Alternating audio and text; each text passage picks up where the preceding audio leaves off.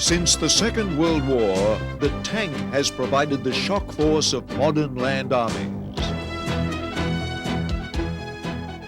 Nowhere was this more evident than in the land battles of Operation Desert Storm. This video ordnance program examines the tanks and the tank crews of the United States Army.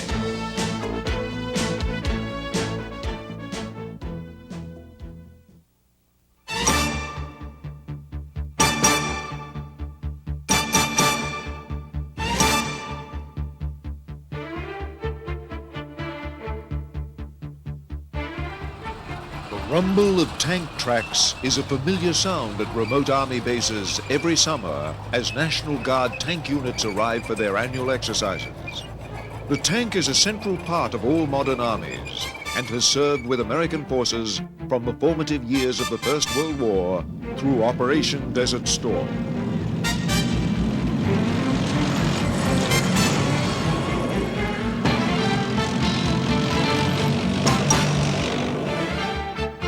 The first American tank units were formed in France in 1917, commanded by a little-known Colonel, George Patton.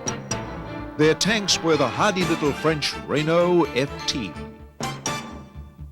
The Renault was the first modern tank fitted with a traversing turret like all succeeding tanks. It was very unlike the more ponderous land ships of the British Army, though the American Army had a battalion of these as well. The Renaults and their American-built copies were necessary as American industry had little success manufacturing its own tanks before the end of the war. In the 1920s, American inventors tackled the challenge of tank design with considerable enthusiasm, though not always with great success. The early tanks, like this Cunningham light tank, were little removed from their World War I ancestors. They were not very fast, not well protected, and not well armed. But then, neither were those of most European armies of the time.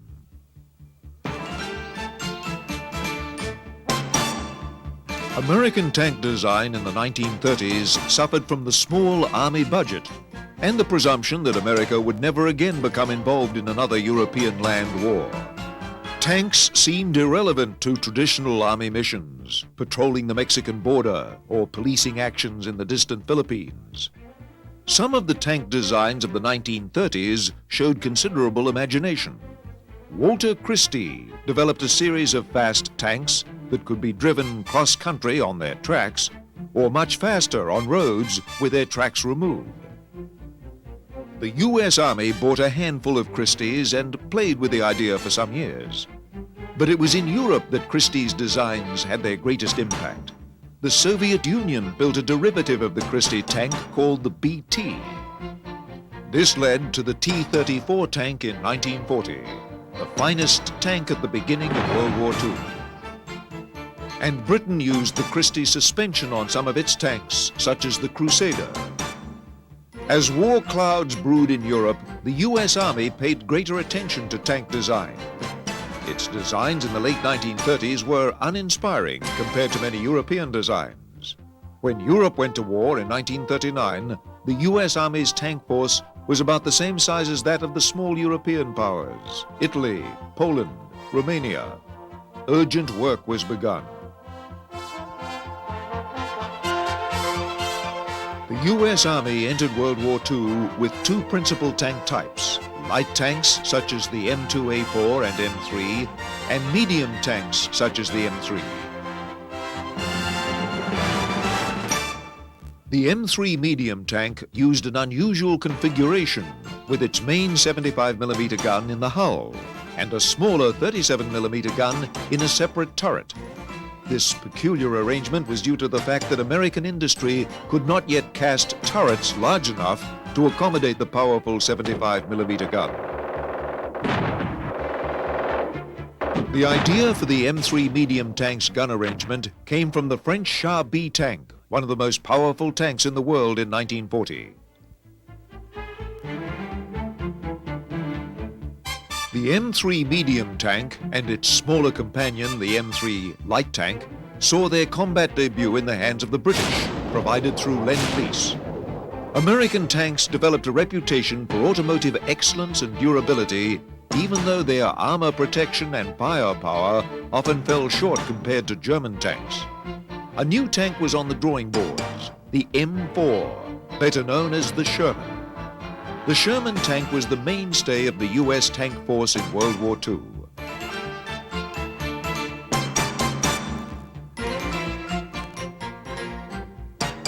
The Sherman was a good tank in 1942 and 1943 when it first entered service, but the US Army did not appreciate how rapidly German tank development was progressing.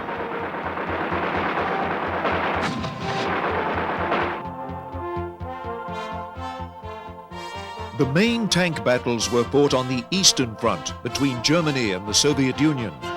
New German tanks, like the Panther and the Tiger, were developed to deal with the Soviet tanks like the T-34 with its Christie suspension. The new German tanks were twice as heavy as the Sherman, and their powerful guns could easily punch through the Sherman's thinner armor. By the time the US Army faced its greatest challenge after the Normandy invasion in 1944, its Sherman tanks were outgunned by the better-armed Panther and Tiger. Even the improved version with its 76mm gun could barely penetrate the German tank's thicker armor. Fortunately, the German tank force was weakened considerably by Allied air power. Large-scale tank battles of the type seen on the Eastern Front were a rarity on the Western Front. The Sherman, because of its reliability, proved adequate to do the job.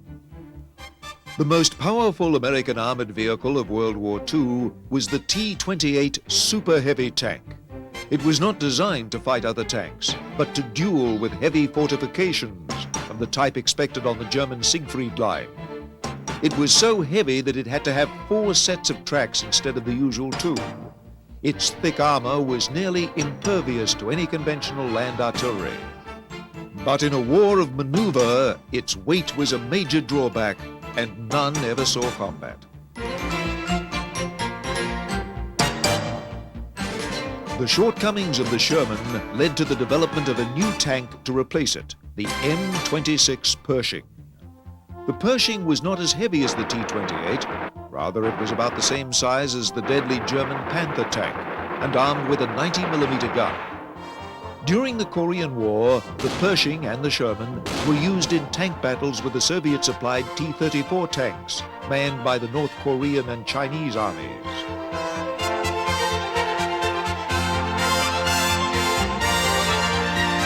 The appearance of Soviet heavy tanks like the Joseph Stalin III tank prompted the US Army to design even heavier tanks. But like the T-28, these faded into obscurity. Another idea was a super lightweight tank hunter, such as the tiny Ontos tank destroyer. Ontos, a Greek word meaning the thing, was designed as a cheap substitute for tanks.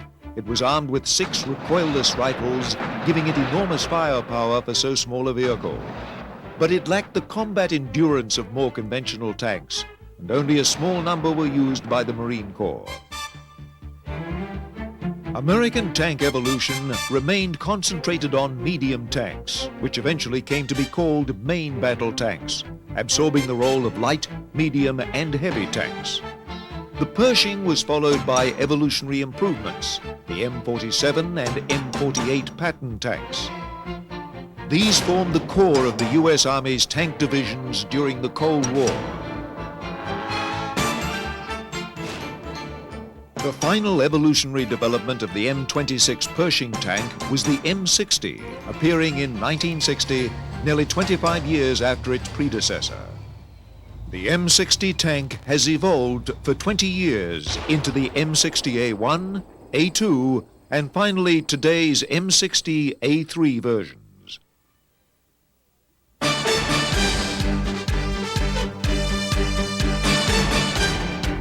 In the US Army today, there are tank units manned by regular Army units and by members of the National Guard. The regular units are composed of professional, full-time soldiers who have made the Army their career. But the United States Army, like an increasing number of armies faced with shrinking budgets, cannot afford to base its entire force structure on professional troops. Instead, a portion of the force structure is made up of reservists and part-time soldiers who can be mobilized in the event of a national emergency or a major war.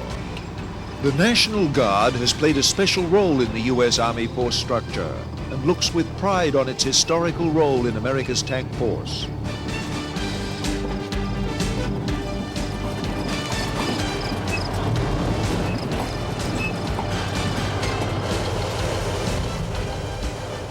Typical of National Guard tank units is the 210th Armor, part of the New York National Guard's 42nd Infantry Division.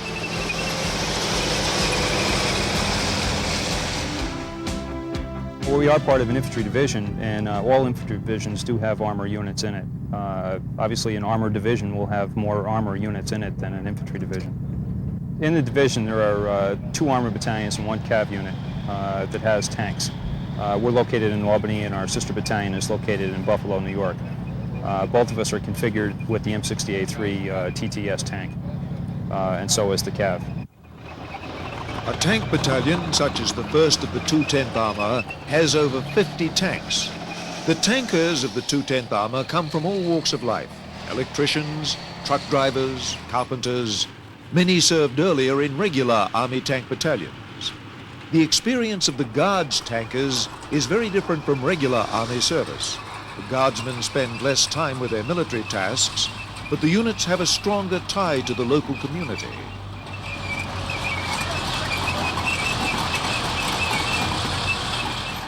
There's definitely a sense of pride and patriotism of being part of the National Guard.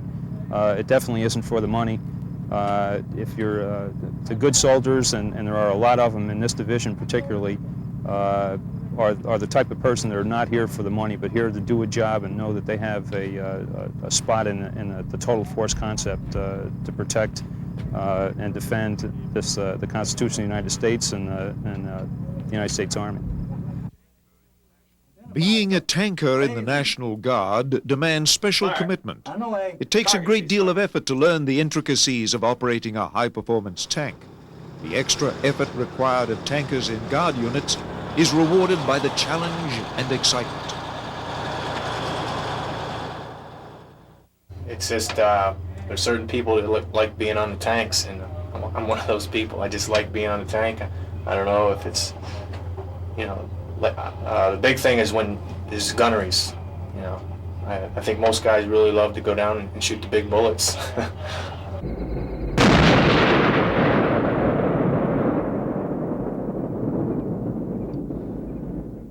The 210th Armor is equipped with the M60A3 tank. This battalion had the older M48 Patton tank until recently, which did not have the sophisticated features of the M60A3. Although the M60A3 is not the Army's newest tank, it is still a very complex piece of machinery.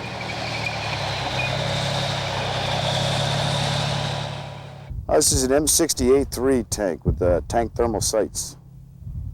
With this sort of tank, we can fire on the move. It has stabilization, has a laser rangefinder, has thermal sights for night engagements without illumination. We've been using this track vehicle for about 2 years now. We switched over from the M48 A5s. Oh, they're great. They're much better than the 48s.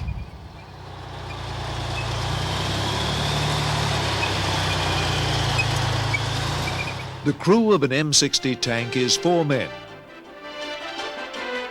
The tank commander, the gunner, the loader, and the driver. The tank commander is the senior member of the crew. The tank commander is responsible basically for everyone in the tank, the safety, and ensure the gunner, and you lay the gunner on his target. When the tank commander or a crew member identifies a target, the tank commander just goes ahead and issues his fire command, and you all work together to get the target destroyed. The tank commander sits in the right rear portion of the tank turret.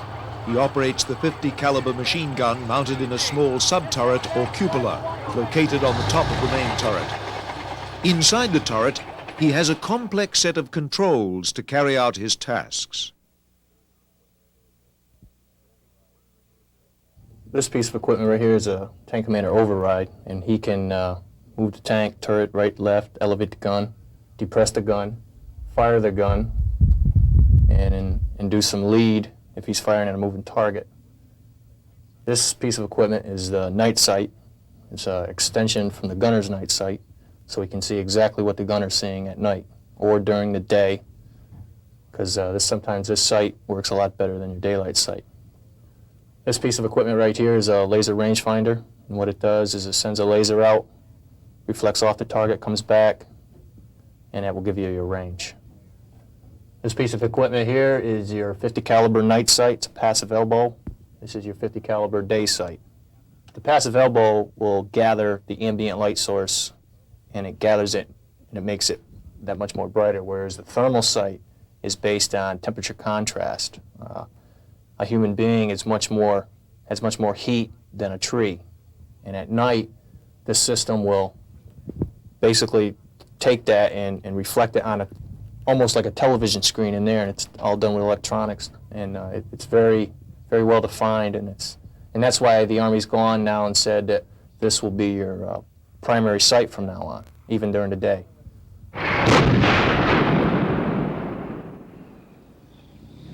The next crewman in seniority is the gunner. The gunner sits in front of the commander and operates the main 105mm gun on the tank commander's instructions. He controls the elevation and traverse of the main gun and operates its many other features, including the stabilization system and laser rangefinder. This thing here is a gunner's control unit. Got your stabilization. This is the power, turn it on. Your null knobs, traverse knobs. It's your ammo select unit. These are your Cadillac's traverse turret. You got the TTS right here. This is your daylight channel. This is your 105 Delta. The stabilization system automatically compensates for rough terrain and motion, keeping the tank gun aimed precisely at a given point, even during movement. Another innovation of the M60A3 is the laser rangefinder. In spite of the power of modern tank guns, the projectile drops several feet during the course of its flight due to gravity. By accurately determining the range of the target, the tank's ballistic computer can calculate how many degrees the gun must be elevated to compensate for gravity. Laser fires out, it comes back, and through the computer we have a readout that tells us what the range is to it. It automatically ranges to it, and then it automatically indexes the elevation for the main gun, for the type of ammo index. The third tanker in the turret is the loader, responsible for loading the main gun. The loader must combine strength and agility. Each of these rounds of ammunition weighs over 50 pounds. They must be carefully loaded into the breech of the gun, even when the tank is bouncing and crashing across rough terrain.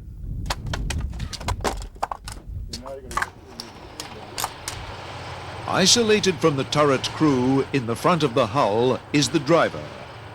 Driving a modern tank is surprisingly simple, but care must be taken as an M60 weighs over 60 tons and can reach speeds over 30 miles an hour.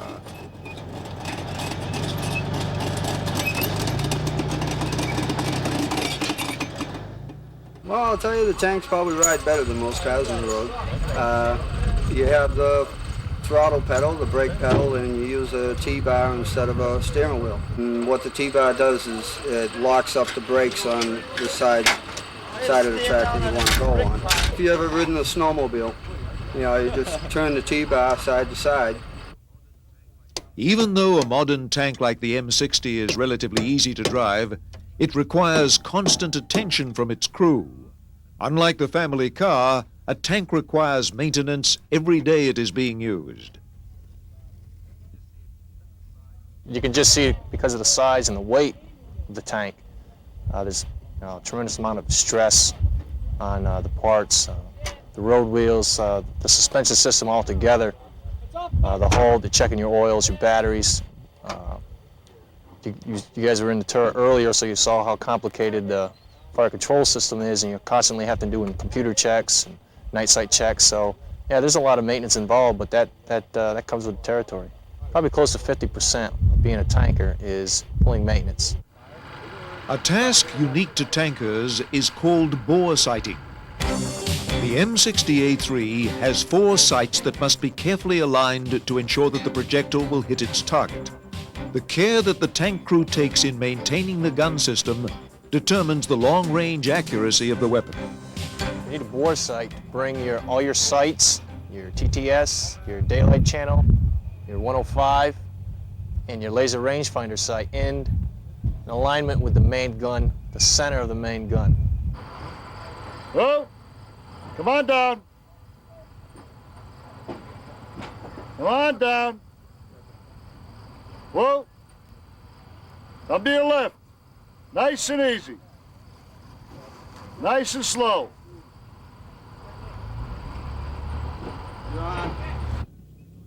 With their guns bore-sighted, the tankers of the 210th Armour head to the live fire ranges to practice their gunnery skills. Practice ammunition is loaded before reaching the range.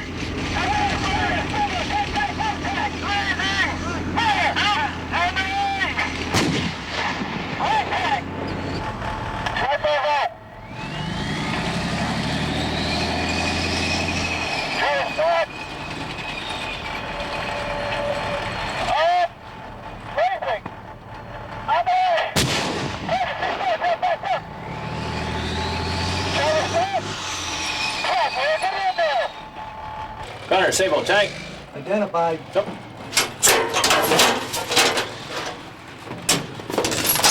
Up! Blazing. Fire. On the way.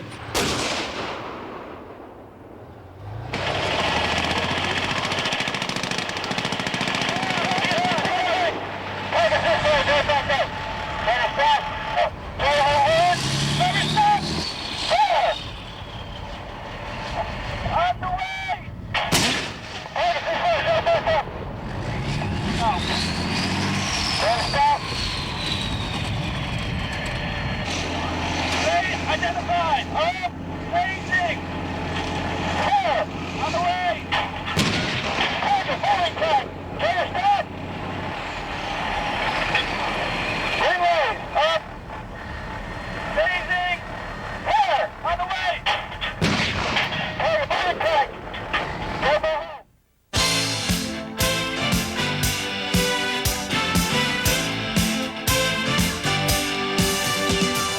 The American tank force traces its ancestry back to the infantry, artillery, and cavalry branches. It retains its strongest emotional ties to the cavalry.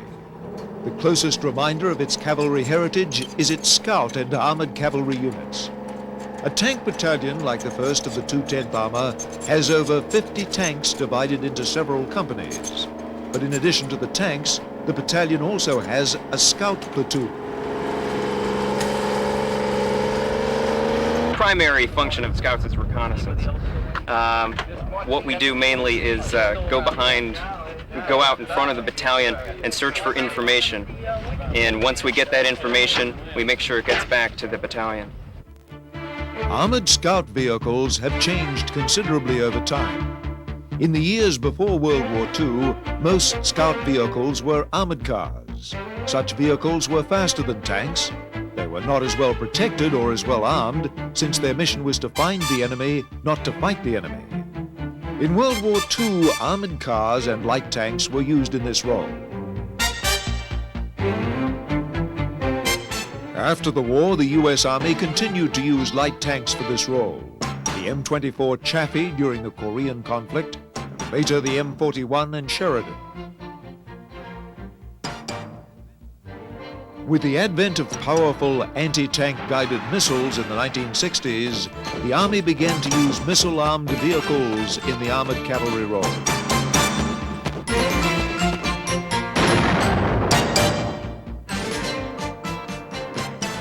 In the National Guard tank battalions, the tanks are supported by a scout platoon of M901 improved tow vehicles. The ITV is based on the highly successful M113 infantry transporter.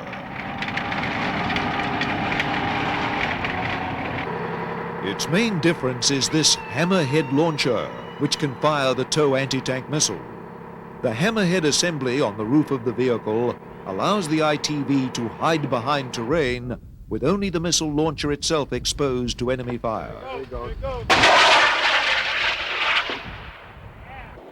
Scout and armored cavalry units of the active army are equipped with the Bradley fighting vehicle. The Bradley is best known as an infantry transporter, but when it was first designed, the Bradley was also adapted for the cavalry role in a version called the M3 cavalry fighting vehicle. The Bradley is better armed and armored than the ITV, but for scouts, the main mission remains its traditional one, to find the enemy.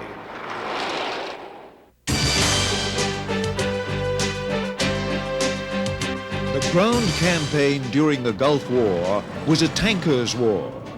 American tanks formed the sharp end of the sword in the attacks on the Iraqi army.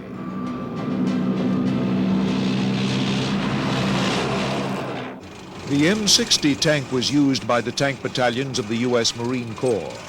Some modifications had been made compared to the National Guard M60 we saw earlier. To better protect the tank against Iraqi anti-tank missiles, some of the M60s had a new reactive armor layered on top of their existing steel armor. When struck by an enemy missile, this armor explodes outward and weakens the impact of the enemy warhead.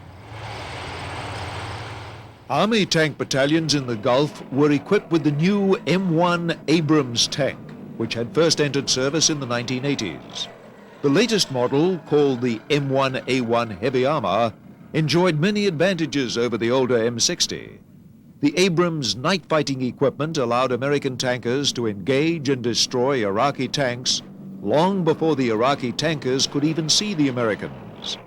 The relentless speed of the attack, made possible by the Abrams' new turbine engine, made it impossible for the Iraqi commanders to react quickly enough to American maneuvers. And the new armor, bolstered by a layer of dense uranium metal, proved very effective. The stunning victory of American tankers against the Iraqi army was a vindication of the new tank technology.